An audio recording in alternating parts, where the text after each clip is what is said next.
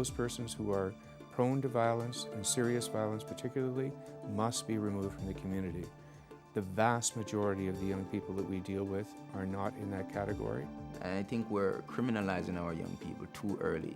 When you impose punitive measures upon young people, you limit their voice. When you don't involve them in the process, you disengage them. Having the system there just as a deterrent, that I don't think that works. So often in schools, there's a dependency on punitive measures. Kids are being arrested, being handcuffed in their school.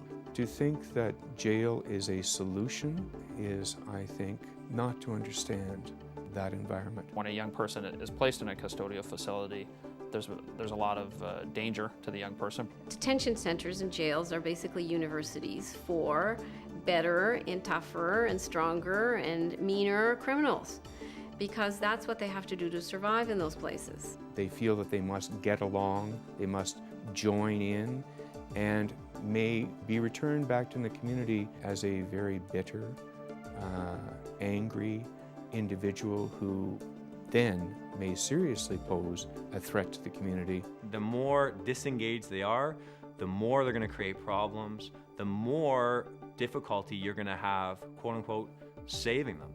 And I say to myself, is zero tolerance really working? For too long, Canada relied on custody as the basic sentence for young people.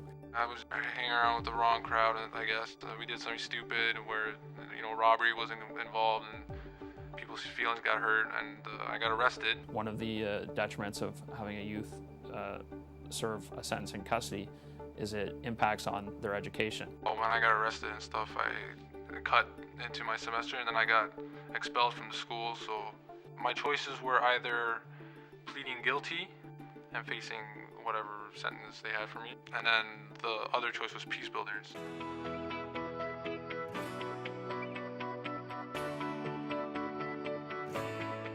Peacebuilders can hold young persons accountable for their behavior while restoring peace and harmony within the community. The circle process, it's an open exchange of information.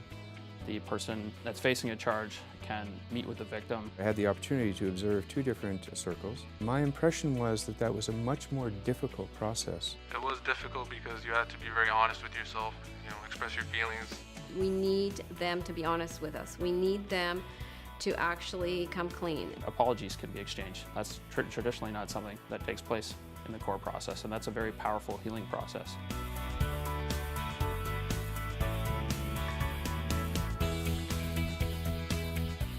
We've done a lot of circle sessions. I think they've done a tremendous job in transforming from where he's been to where he is now. Even the ones who are skeptical when they first come here, who basically say, well, this is just like every other program, and I've been in a bunch of them, change their mind.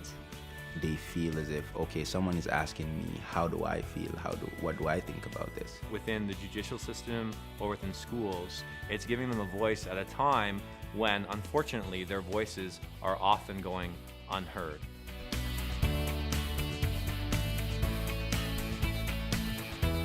If we can steer our resources away from the court and the sentencing process through a restorative justice model and get the same outcome, then everybody wins.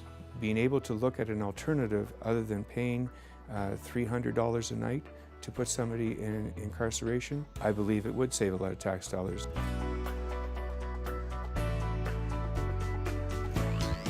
At Peacebuilders, we know we can't save everybody. It's not going to work for everybody, but we try our best, and we try to let the young person know that, listen, you are first and foremost in our thoughts, and we're here to help you. And if you meet us halfway, we'll meet you halfway. Well, if I hadn't gone to Peacebuilders after my arrest, and I had instead gone to jail, I don't know. After 2 years, I would definitely not go back to school. I honestly don't know. I guess I'd try to find a job. I would say my life would take a downhill turn rather than a rehabilitated upturn. The work that Eva and her organization is doing is saving young people. And it's in many cases, it's saving their lives and putting them back on the road to success. I would encourage people to volunteer and become involved in an organization like Peacebuilders. it has phenomenal rewards.